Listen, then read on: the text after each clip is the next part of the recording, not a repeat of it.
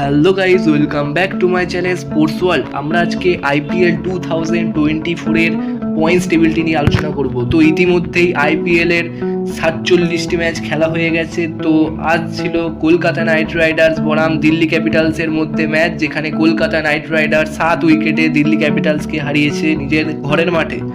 তো এই ম্যাচটির পর আইপিএল পয়েন্টস টেবিলে গুরুত্বপূর্ণ পরিবর্তন এসছে। তো আইপিএল পয়েন্টস টেবিলটি নিয়ে আমরা আলোচনা করছি। তো যদি করা যায় আরসিবির থেকে, তো 10 নম্বর পজিশনে আছে রয়্যাল চ্যালেঞ্জার্স ব্যাঙ্গালুরু, যারা 10 ম্যাচের 3টেতে জিতেছে ও 7টি ম্যাচ হেরেছে। তাদের মোট পয়েন্ট 6 আর নেট রানের -0.416। 9 নম্বর পজিশনে আছে মুম্বাই ইন্ডিয়ান্স, যারা 9 ম্যাচে 3টেতে জয় পেয়েছে, 6টাতে হেরেছে। তাদের মোট পয়েন্ট 6 আর নেট রানের -0.261।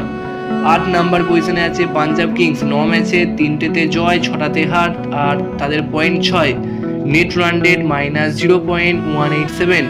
7 নম্বর পজিশনে আছে গুজরাট টাইটান্স, যারা 10 ম্যাচে 4টেতে জিতেছে, 6টাতে হেরেছে। তাদের মোট পয়েন্ট 8 আর নেট রান রেট -1.113। 6 নম্বর পজিশনে আছে দিল্লি ক্যাপিটালস, 11 ম্যাচে 5টাতে জয়, 6টাতে হার। তাদের মোট পয়েন্ট হচ্ছে 10 আর নেট রান রেট -0.442।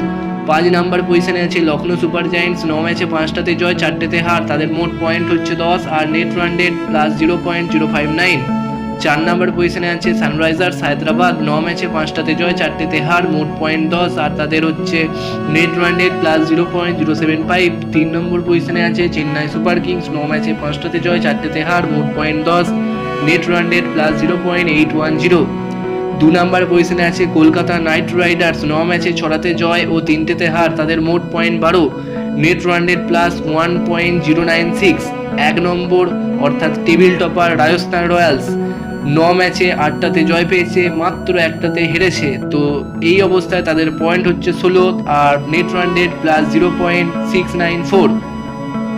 এবার যদি আসি অরেঞ্জ ক্যাপের লিস্টটি নিয়ে, তো সেখানে 1 নম্বর পজিশনে আছে বিরাট কোহলি, 500 রান করেছেন। তার batting average 71.42, high score 113, strike rate 147.49। 2 number পজিশনে আছে ঋতুরাজ গায়কোয়াড়, যিনি চেন্নাই সুপার কিংসের ব্যাটসম্যান, 447 রান করেছেন। তার batting average 63.85, high score 108, strike rate 149.49। 3 number পজিশনে গুজরাট টাইটান্সের ব্যাটসম্যান সাই সুদর্শন, যিনি 418 রান করেছেন। তার ব্যাটিং অ্যাভারেজ 46.44, হাই স্কোর 84 আর তার স্ট্রাইক রেট 135.71।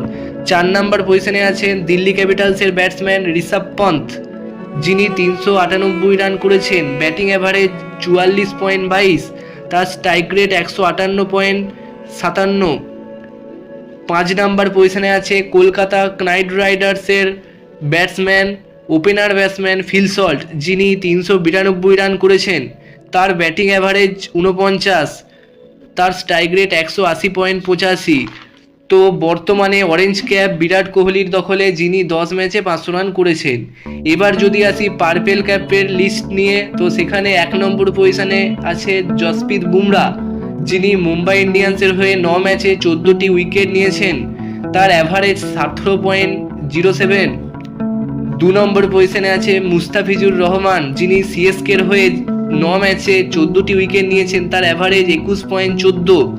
3 নম্বর পজিশনে আছে হর্ষল প্যাটেল, যিনি পাঞ্জাব কিংসের হয়ে 9 ম্যাচে 14টি উইকেট নিয়েছেন। তার অ্যাভারেজ হচ্ছে 23.29। মাথিসা পাথিরানা, যিনি সিএসকের হয়ে 9 ম্যাচে 13টি উইকেট নিয়েছেন আর অ্যাভারেজ 13। 5 নম্বর পজিশনে আছে টি নটরাজন, এসআরএইচ এর হয়ে, যিনি 9 ম্যাচে 13টি উইকেট নিয়েছেন। তার অ্যাভারেজ হচ্ছে 19.38।